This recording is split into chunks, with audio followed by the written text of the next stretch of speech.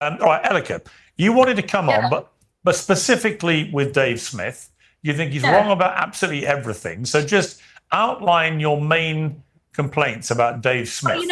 I don't have an outline, but I think I can just go off of everything that he says. In this example, you correctly pointed out what the Soviet Union was doing. You correctly pointed out that they would use these kernel of truths as part of their disinformation campaigns. But the question is, what were their disinformation campaigns rooted in? Well, we know what the entire, communist agenda was, and that was demoralization of the West in order to sort of gain this traction internally within the West so that they would overthrow their own government. So the whole point of Soviet disinformation and ideological subversion was to convince people that the West and Israel was the source of all evil in the world. All of the KGB defectors have said the same thing. Yuri Bezmenov, Mikhail Pachepa, but the way they talk about how this is... No one gave a shit about Israel. Israel was nothing back then. They didn't even know about it hardly. That was directly against America. It was not anything to do with Israel. They're leeching onto our shit. Achieved. They talk about demoralization, and demoralization is the point where you can no longer tell truth from fiction. You can no longer tell right from wrong. And what happens when you reach that stage? You start making moral equivalencies between liberal democracies and terrorists and autocrats. So when you say there, yes, I do see that the Islamic Republic are terrorists, but I don't see how other liberal democracies are not terrorists as well. That is exactly the ideological subversion which you correctly identified, but don't see how it's a part of your own talking points. So ignore all those dead babies and don't call Israel terrorists. Just let them be the good guys. Just ignore the dead babies. Dave? No, that's just a talking point yourself there. I mean, it's just not true. I know that the defenders of Israel often like to use this term moral equivalency, but it's just made up and doesn't apply to what I'm saying at all. I mean, if I were to say that I in no way ever said that the society of Iran is identical to the society of Israel, or that the people or the citizens of that country both enjoy the same amount of liberty. I've never said there are massive differences. Listen, I would say that American society, certainly within America, was far superior to Iraqi society under Saddam Hussein. But you can say that and also say that George W. Bush launched an illegal war in Iraq. These things aren't contradictory at all. And so what I'm talking about is, let me finish. What I'm talking about here is that the IDF is committing acts of terrorism. And so you can say it doesn't count when a government does it, but there's no objective moral standard to that. So I'm not making an equivalency between anything. I'm just pointing out that these two groups both have committed terrorism. And so in the same sense that you could point out how two people have both committed the same crime, that is not the same as saying those two people are identical in every way. These Zionists try and pretend like, because they're doing it with the military, it's not terrorism. The person dying doesn't give a shit if you're in the army or not. You still killed an innocent person. It's still terrorism, even if it's a government doing it. So when you are drawing these moral equivalencies, and you're doing exactly that. You're saying, I'm just saying, how is the IDF different to Hamas? How is the IDF different to the Islamic Republic? I didn't say that. No, you're saying that. There are, okay, I could list off right now. Hold on. Because you're starting with completely straw manning my position. So let's just, before you just argue, hold on. So before you argue with what you made up, instead of arguing with what I'm saying, I could name 1,000 differences between Hamas and the IDF. I'm not saying there's no difference between them. Clarify what you're saying. It could be. I don't think it. I'm saying there's no difference between the dead bodies. Like, that dead body doesn't care who did it. They just know they were terrorized. It could be any clearer. I'm saying they both commit horrific acts. Both kill innocent people. You have said now, and you've said online on Twitter when you were debating people, you asked this exact question, which is exactly what a demoralized person would ask. How is this different to that? How is Israel doing this different to that? Now, let me just start by saying, hold on. This is like a basic IQ test. I could say, how is this act different from this act? That's not saying how is this entity identical to this other entity. The point is that targeting innocent. Sure. It's exactly like saying, how is it different between a cop and a robber when they're both pointing guns at each other and they're both making each other feel threatened? Isn't that the exact same? As if Israel would be the police in that scenario. thing, yes, sure, it is the exact same act, but it is a different motivation. Okay, that's what the difference is. Because when you have a regime like the Islamic Republic or Hamas, that's literal inception and existence is based on the destruction of Israel and death to America, and basically just killing everybody who disagrees with their ideology, and another entity whose focus is on protecting its people. Yes, the actions may look the same. And in fact, the actions may be just as wrong as each other. They may be just as brutal and terroristic as each other, but the motivation is different. And to be demoralized means to not understand But that. hang on a second. All right, let me jump in there, because It's so actually, ridiculous. what difference does it make to the innocent civilians who are... Doesn't make a difference. Well, hang on.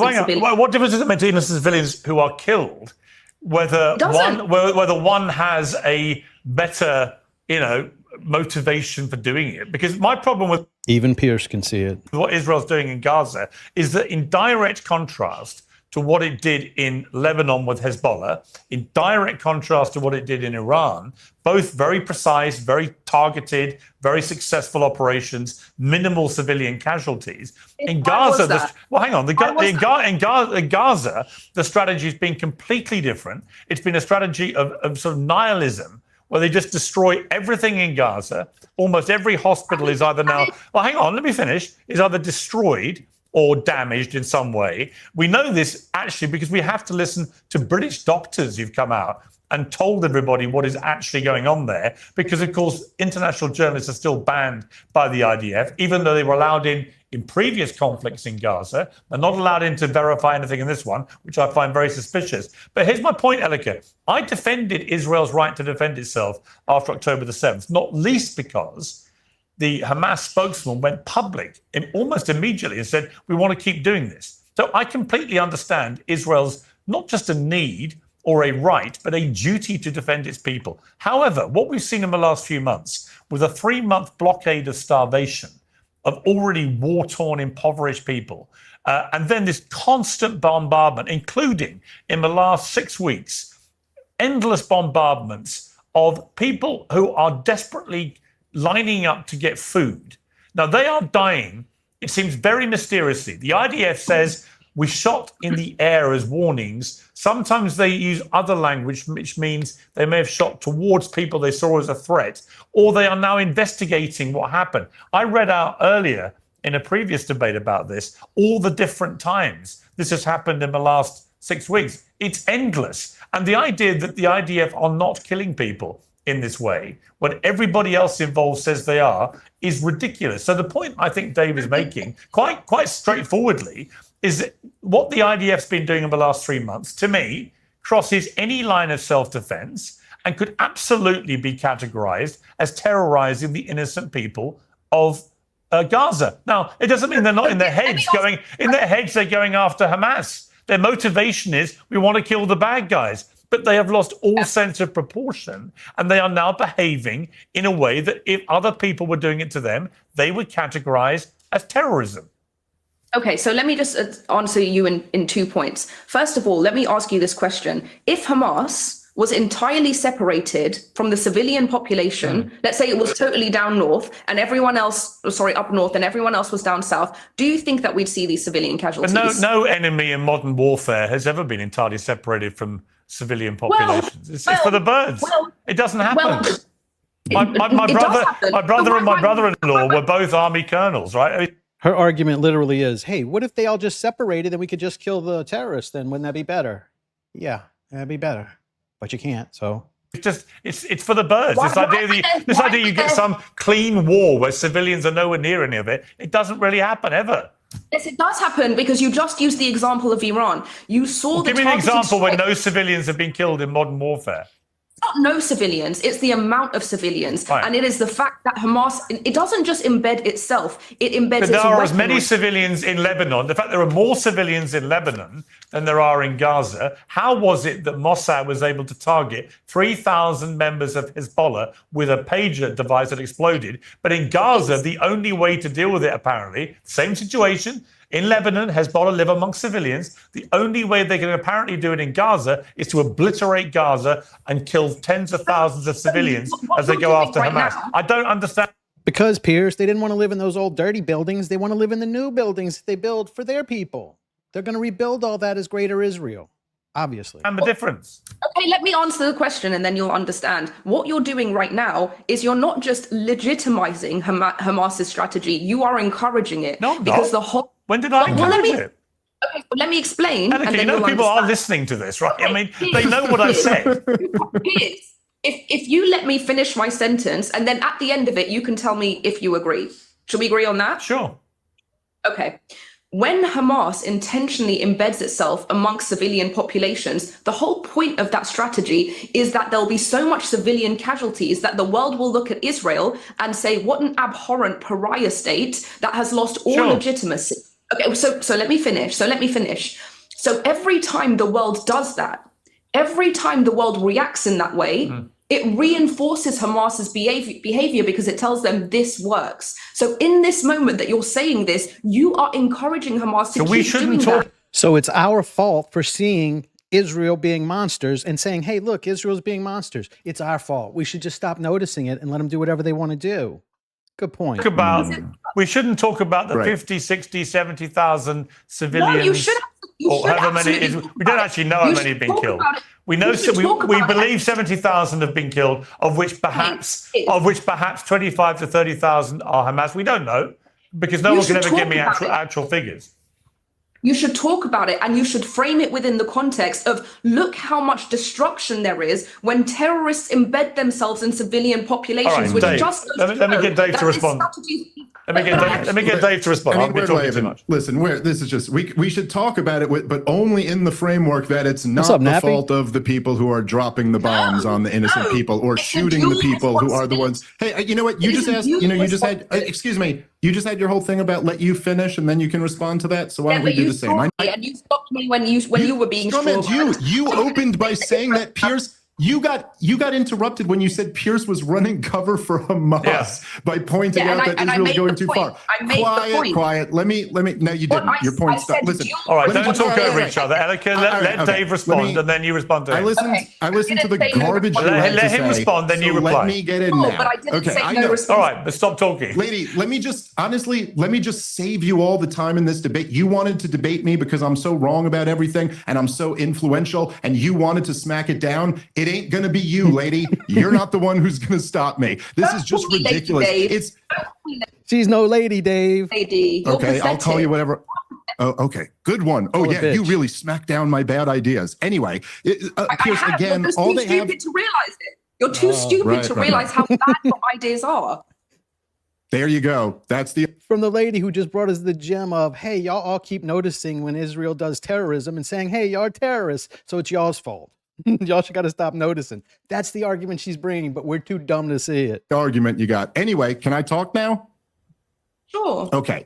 So Pierce, as always, it's just the same thing on repeat here, right? So the defense is to go, but look, the motivation of Israel is pure. The motivation of everybody else is evil. Even though obviously what Israel is doing is objectively torturing women and children to death as they die with their bones crushed. Letting dogs have sex with male prisoners.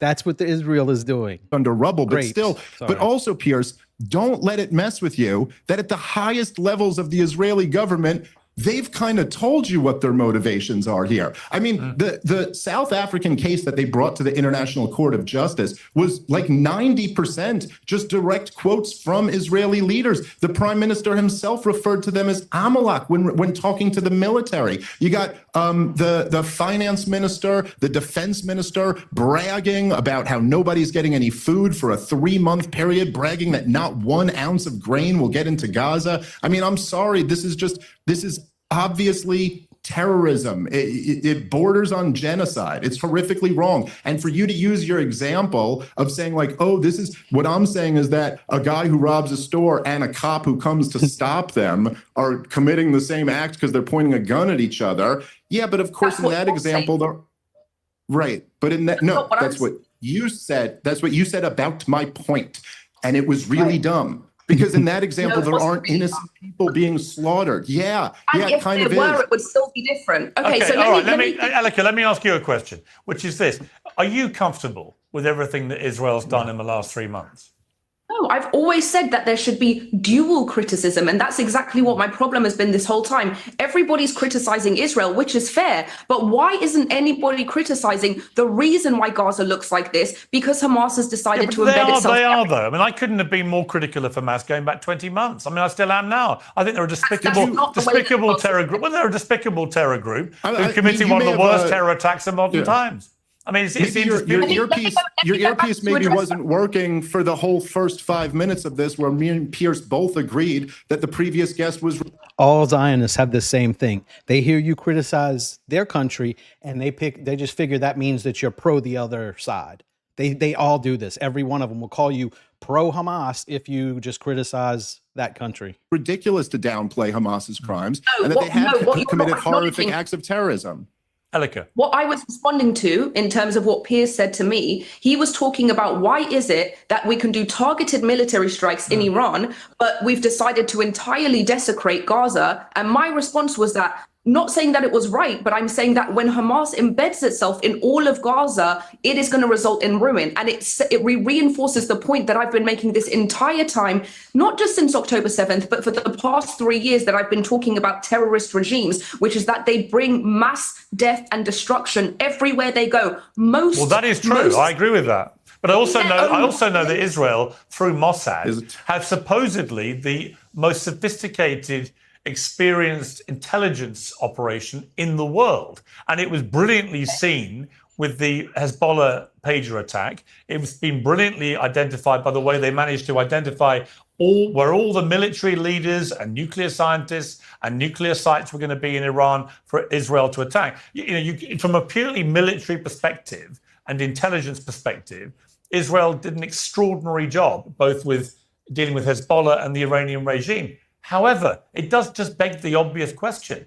Why were they not able to foresee in any way, apparently, that Hamas were going to spend 20 years spending the billions of dollars which Netanyahu had encouraged them to have, because he believed in divide and rule with the Palestinian Authority, that they had these billions of dollars and were spending it on creating one of the world's biggest underground tunnel systems to operate from? And then how did Mossad not know anything about 3,000 Hamas terrorists pouring over its border when they're literally on their border and they're guarding it all day long? So I just cannot understand how this could have happened. And then I don't understand why Israel is responding in a way which it's never responded to anything like this in this way before. Why is Gaza? And then you had the Smodrich quotes, Elika, where he brazenly talks now last week on camera that the plan now is to cleanse Gaza of Palestinians. That is ethnic cleansing. That is. Just to note, this debate is before the Ben-Gvir law came out that could let them murder people convicted of terrorism thing in their law, and it doesn't have any effect on people from Israel. That's before this, so they don't even know that yet. It's a war crime. That's obviously wrong. That's obviously Good. wrong. So we need to agree. We need to agree certain things like that, because honestly, it's important to me. It's like when people don't condemn Hamas, I sort of tune out, because it's like, the last guy, the moment he just said he was proud of what Hamas did, I tune out of him as a credible guest. But if you're prepared to admit, which very, very few pro-Israelis right now will admit, which is that some of this strategy is completely wrong, I think we may get somewhere. It's so foundational to acknowledge that fact. It is so foundational to say that just because you have the right to defend yourself, it doesn't mean that you have carte blanche. It is so foundational to acknowledge all of these things, to acknowledge the death, the destruction, all of it. This is not what my conversation is about. Okay. This is not about has there been damage or destruction or whatever. The whole point of this conversation is that you're making moral equivalencies. And these moral equivalencies blur the distinction between right and wrong, good and evil. Now, you can say... She's the only one making these moral equivalencies. She's the one who said it's like cops and robbers shooting at each other. She's the one deciding that one side is just because they're the police and the other side is unjust. They're the criminals. They're both killing innocent people. There is no right and wrong side. It's both wrong. But some of these actions look like they are evil in themselves. But the entire entire conversation always goes down to intent. That is what our entire criminal But I justice don't agree system with is. that. I honestly don't agree. You've just said that some of the, unless I'm wrong, you've just said that some of the things Israel's been doing are evil, right? You've drawn your own moral equivalency. You said both sides are doing. Well, hang on. Both sides are doing evil things. That's surely the point Dave Smith was making. No, let me tell you why. Let me tell you why it's different. Because he literally criticized Hamas before that all started. He was talking about how awful it was, that what they did and everything. He did exactly that. there is one side that kills ideology to protect its people, and there is one side that kills people to protect its ideology. That is the difference. I'm going to give you an example so you understand the nuance of what I'm trying to say. Let's say that there's a room of 100 people, okay? And in that 100 people, you're told that 10 of these people want to kill your people. Now, if you were to shoot and kill everyone in that room, that is objectively immoral and wrong. Do you think that the people in Hamas don't think that the people in Israel want to kill them? Then there's no difference then. It's the exact same thing. They both think that people on the other side want to kill them. So there's no difference here. She's not seeing it. Objectively, right? But you are doing it out of protection. It's still disgusting and abhorrent and wrong. Now, let's say at the same time, you know that 10 people in that room of innocent civilians are against your ideology, and you murder the entire room to protect your ideology. Both actions are equally immoral and evil as each other, but the motivation is completely different, and you cannot make and it's completely irrelevant equivalencies of those motivations. All right, Dave. But you, in your own words, you just said that both actions are equally immoral. I mean, this just, it sounds right. Okay. This is as dumb as, hey, I was robbing that bank to buy food for my family. It doesn't fucking matter. You're still a bank robber. It sounds a lot like kind of the rationalization that your first guest was saying there, Pierce, that like, well, you know, everybody serves in the IDF in Israel, and therefore we really just got to go after everybody because you never know who here might be one of our oppressors or something like that. It's all just ridiculous logic. And look, there's the what is the intention of an ethnic cleansing campaign? Is that an unintended consequence as Israel is floating this out? Huh? It's not an ethnic cleansing campaign. This is No, you regurgitate no. buzzwords. But I clearly said that hold on. Listen, this is what's just so wait. No, I'm not regurgitating buzzwords. I'm talking about what one of the most powerful people at the absolute top of the Israeli government. They are murdering and relocating people to get them out of there so they can put their own people in there. How is it not ethnic cleansing? Their finance minister said, look, the Palestinians in Gaza in the West Bank are there largely because they were ethnically cleansed out of where they were living for generations before that. So no, I'm sorry. It's just what's ridiculous. What are you talking about? Ethnic were. Cleanse? You're talking about the Nakba? Yes. Yeah, you're talking about the fact that when the war broke out against Israel, that some of the camps were exiled because some of them were collaborating with the Arabs that were engaging in the war with Israel, and others of them were not, which is why they were grandfathered. So some people in that group were bad, so we had to ethnically cleanse all of them. That's her argument, and it's still ethnic cleansing. Right. Yeah. 750,000 people were forced out of their house and did. Oh no, actually, we are, and you don't get to just say we're not going to get into this conversation. You're not answering the point. You're not answering the point that I've made. I clearly said in that example that I gave you that both of those situations were completely wrong, but the motivation was different, and that is how you know. And you who gives a fuck about the motivation? Results are all that matter. Haven't addressed that. No, sorry. Maybe you're not getting me. Yes, I think it's completely ridiculous for you to just get to claim that the Israeli motivations are pure. I'm sorry, especially listen, Benjamin. Who said pure? Okay. Who said whatever. Pure? Okay. You're just breaking up. You don't get to just claim this is nonsense. You don't get to. Oh my God, you just have nothing except nonsense and interrupting me. Okay, so when Benjamin Netanyahu goes to the United Nations a couple of weeks before October 7th and has Greater Israel on a map where all of Gaza and all of the West Bank are Israel, I'm sorry, why is it that you just get to give him the assumption that the motivation here wasn't to destroy Gaza, ethnically cleanse it, and annex it, as they're openly talking about doing right now? Now, I'm sure there's some people in Israel who don't have those motivations. I'm sure there are some people in Hamas who maybe just wanted to have a two-state solution. But still, when the overwhelming motivations of the leadership are this impure, I don't think you get to say, oh, there's a major difference between, because one side's motivation is purely just to get the bad guys. Okay. Yeah, they're the police side in that analogy. Let's just pivot. Hang on a sec. I want to pivot to Iran because, Dave, you on 22nd of June, and I've obviously talked to you on the show as well around this period, you posted on X, Donald Trump's now launched an illegal war of aggression against Iran. The risk of an absolute catastrophe is very high and the benefits are non-existent. Worst of all, he did it on behalf of a foreign government against a country who posed no threat to us. Now, as things stand, it looks increasingly like Trump brought all this to an end with targeting 3 nuclear strikes with the B-2 bunker. This is before the new war.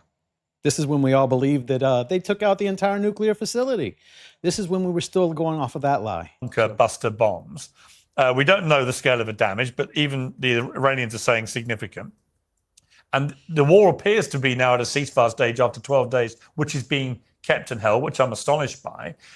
Trump has no desire, he's made it clear, to put any boots on the ground or to affect any America-driven regime change. I think he was misinterpreted when he first talked about that. I think he meant an organic regime change possibly happening a la Syria in December, but we don't know. But that was my take on what he said. But he certainly clarified that now as he doesn't want Americans to force it. What is actually wrong with what has happened and unfurled here? I mean, given what the Atomic Agency report made clear, that the Iranians have been enriching uranium from a safe civilian usage of 3.5–4% to 60% in rapid time. And they were hiding information, they were obfuscating, they weren't allowing proper, full, transparent inspections and so on. You know, is there really anything ideological on putting aside Gaza, putting aside everything else, purely on the apparently imminent threat? By imminent, I mean in the next few months, that the Iranians would have had an ability to weaponize their uranium quite quickly to 90% and potentially create up to 10 nuclear bombs, having assured the world they wouldn't do that. They are supporting and promoting every terror group going from Hezbollah to the Houthis to Hamas to destroy Israel. If you're Israel, why would you not preemptively strike? And if you're the United States and you've got the leaders of the Iranian regime saying death to America and encouraging that chant, why would you also not want to neutralize the nuclear sites? Well, we drop bombs on them, and then they say death to America, and they're the bad guys for saying death to America. We drop nuclear weapons on their, like, targeted ones, not full nuclear, but whatever those bunker busters were. We drop that on them. They say death to America, and we think that's like an actual excuse or a reason we can use to go in and bomb them more? Are you fucking serious? We have freedom of speech here. We don't let other people say things they want to say? Well, let me start by saying that I really am just absolutely thrilled that, number one, that the Iranians gave that warning and that their response was kind of like one of those Iranian responses where we want to seem tough, but we sure do want to make sure we don't kill any Americans that could get Don't they seem evil? Us destroyed. And I'm thrilled that Donald Trump took that off ramp and immediately started pushing a ceasefire. I mean, who knows what's going to happen, but thank God that he did that, because, and I think all sane people around the world should be thankful that he took that off ramp and this didn't lead to a catastrophe. But no, or did it? I mean, I think that I think essentially your question is all flawed. I mean, even in the IAEA report that you're referring to, they also reiterated that Iran doesn't have a nuclear bomb and that they have not made the decision to start pursuing one. And so there was no imminent threat. Listen, even Benjamin Netanyahu, in his interview with Brett Baer, who always, Piers, as you know, has a long history of just making up how long the Iranians are to developing a nuke, even he said maybe a year, 13 months. But the point is that in order for them to do that, they would have had to kick the inspectors out. And then it would have taken them at least a matter of years to develop a nuclear bomb if they had made the political decision to start seeking one, and then it would have taken them a while. Do you think they should have one? My point. Do you think Iran should have a nuclear bomb? No, I don't think anybody should have nuclear weapons. Right, I think we should take them from every country in the Middle East that has them right now. Every one of them. But do you think in particular Iran should have one, given how much it supports terrorist groups?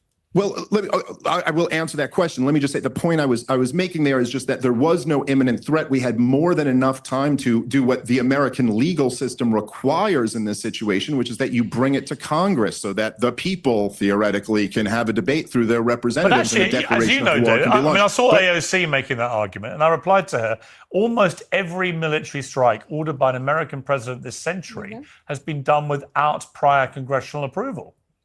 Yeah, but what type of argument is that, Pierce? Every war since World War II has been fought undeclared. That doesn't mean it's the proper. But the legal, argument is that system. if you go for congressional approval, inevitably it will leak out, and you lose the element of surprise. Yeah, okay, but then the argument also is that the Constitution is the supreme law of the land, and the founders very intentionally placed war-making power in the Congress because they didn't want it to be. They didn't want the president to have the war-making powers of a king. Now, Yeah, but listen, it does. It's the commander-in-chief can make military strikes as well. It just can't declare war.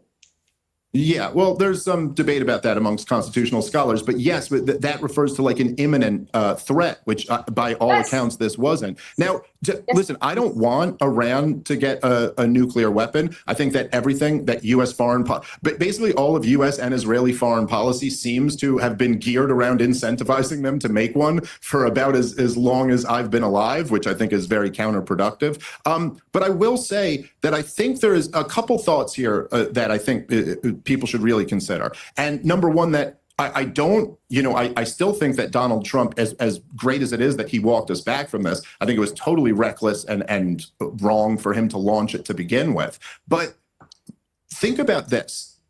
The whole foundational claim for the Hawks' justification about Iran getting a nuke here, because obviously lots of really, really bad people have had nuclear weapons in the history of the world, and that's not a good thing. But like Joseph Stalin and Mao Zedong and like, today, current Vladimir Putin, China, I mean, there's lots of really bad regimes that have nuclear weapons. It's almost never been on the table among serious people that we ought to launch a war of aggression and choice because a regime. But the claim here is that Iran is so crazy. There are these religious fundamentalists, and self-preservation simply isn't a motivating factor for them, and therefore they can't be allowed to get it. You wouldn't dispute that. Hang on. You wouldn't dispute though the central argument that Israel has about it, which is that Iran has been the main sponsor for Hamas, the Houthis, and Hezbollah for a number of years, all of whom are terror groups wedded to eliminating Israel. You wouldn't dispute that. I don't dispute that they have supported those groups, and I don't dispute that that's the so Israeli isn't that claim. right there the existential threat to Israel? Wait, hasn't Israel supported some terrorist groups too? Like I could have sworn there were some terrorist groups they used to support. Why is it okay for them to do that? Well, I mean, I'm sorry, but Israel, listen, if Israel is the only country in the Middle East who secretly has nuclear weapons and is not a member of the Non-Proliferation Treaty, and they also funded Hamas. So I'm sorry, I do not think it's a legitimate justification for them to launch a war because they claim someone else is making nukes when they're not, and also they also funded Hamas or something like that. So no. Can I respond to this now? First of all, this claim that there's no evidence that the regime is making nukes is totally false. It's totally false. We know that they've enriched to 60%, which means they're 90% of the way there. We know because they told us, because they're honest. They're not liars like your country. No reason to have anything above 3 to 5% for civilian use. Everybody understands that 60%, the only purpose of it is for nuclear weapons. Now, for a long time, or a deterrent because there's another nuclear power that just keeps lying about having them in that region. That could be a real good reason to have a deterrent, right? The US and the Western world have been trying to delay the breakout time.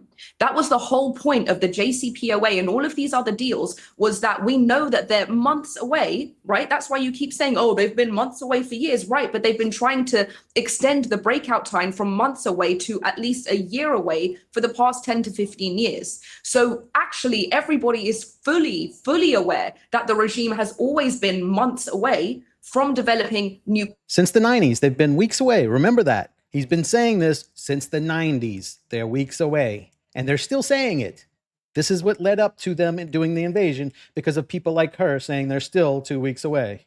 They'll be 2 weeks away after they nuke them, I'm sure. Nuclear weapons. Now, second of all, again, it's making these moral equivalencies between the United States or different countries or Israel or whoever having nuclear capabilities. What you're talking about here is a regime whose fundamental motto, its entire basis of existence, is death to Israel and death to the United States. That is what it stands for. That is what its leaders chant on a daily basis. That is what school children have to chant in the playground before they start school every day. Death to America, death to Israel. Every day, their strategy is how do we destroy the United States and how do we destroy Israel? Now, when you have an expansionist ideology that has eschatological beliefs about the end of the world and the end of Israel, and the desire is to proliferate and export its ideology of velayat faqih, not just to the Middle East, but to the entire world, and you say, I don't understand what's the difference between them having nukes and others having nukes, that is just profoundly misguided. Second of all, yes, because that other country is really kind and gentle and just, and they wouldn't steal those nuclear secrets from their greatest ally, their greatest friend, would they? Would they do that? I didn't say that. Second of all, this isn't just about the threat of the nukes themselves. I don't think anyone's thinking to themselves that that the Islamic Republic's just going to drop a nuke as soon as it has one. The whole point of it reaching nuclear capabilities is that it becomes a deterrent state. Once it becomes a deterrent state, how are you going to deter its bad behaviors? How are you going to prevent its alliances with its regional proxies? How are you going to prevent more October 7th when everything you try to do to... How are we going to prevent Israel's whenever they want to just bomb countries for no reason? How are we going to prevent that now that they've got one and we just let them get away with it? How does that happen? They're the ones trying to change things in that region, not Iran. It's the countries she's supporting that's trying to bomb every country and make their country bigger. Sanction them and contain them is met with, what are you going to do? We've got nukes. And it also prevents the containment of the region, because now UAE, Egypt, all of these other countries are so under threat that they also have to develop nuclear capabilities. So it is actually allowing them to get that far. That would be the cause of regional and global instability. So it's just preposterous to say that we should have just done nothing about that or got into another deal that just kicked the can down the road again. We are in the position that we are in because nobody contained this for as many decades as it's been a growing threat. We've passed the Neville Chamberlain moment. This chick doesn't know what Occam's razor is. Which one is more likely? That they were really that close for decades and decades, that they were still just 2 weeks away, or that Israel's lying? Which one's more logical? Considering they used that lie to get us to attack every country in the region. Which one of those makes more sense? Just Occam's razor. Okay. Totally. It's just total bullshit. I mean, just listen, the reason why now this 60% enrichment, which obviously for anyone paying attention there is another reason besides they were developing a nuclear weapon, which again, all of the intelligence says they had not even made the political decision that they wanted to develop a nuclear weapon yet, let alone weren't doing it. Their leader had a fatwa against having them. It was just a deterrence, and that's why they told you exactly where they were at. They could have lied and said they didn't enrich to 60 and no one would know. It was a chip to bargain away, which is actually what they were trying to do. They were in the middle of negotiations when Israel snuck attacked them and launched this war of aggression. That means you concede. Yeah, hang on. That means you concede that what they were doing was creating the impression that they were going to build a nuclear bomb. Oh, listen, there's no question that they upped the enrichment. But listen, here's the point. They weren't allowed to, under the JCPOA. Okay. Under the JCPOA, when America was involved, they weren't allowed to enrich to this level, but they were allowed to do it if America pulled out. That's in the JCPOA agreement. And so when Donald Trump tore that up, and walked away, they brought their enrichment up. What were the negotiations, Pierce, that were happening right before Israel launched their surprise attack? It was for Iran to bring the enrichment back down and America to get back in some type of agreement. They weren't going to call it the JCPOA because Donald Trump would have had to make it his own thing and not getting back into Obama's. Trump gave them 60 days to negotiate. Trump said he got 60 days, and day 61, Israel attacked. Right. Okay. Now, but what Yeah, it's was scary. happened, and this was widely reported, and Donald Trump himself acknowledged this, is that the hawks insisted that you put a poison pill in the negotiations. This is what Mark Levin was freaking out about, and that the standard has to be that Iran must give up all nuclear enrichment altogether. This was always a poison pill, so that the point is that Iran was willing to negotiate, and so if you really wanted to get back into that deal, Donald Trump honestly just never should have torn up the JCPOA, and we'd all be in a much better situation. It ushered in a new inspection regime, and so we know this is why we know that they're enriching up to 60%, because they're still in the agreement and they still have the inspections.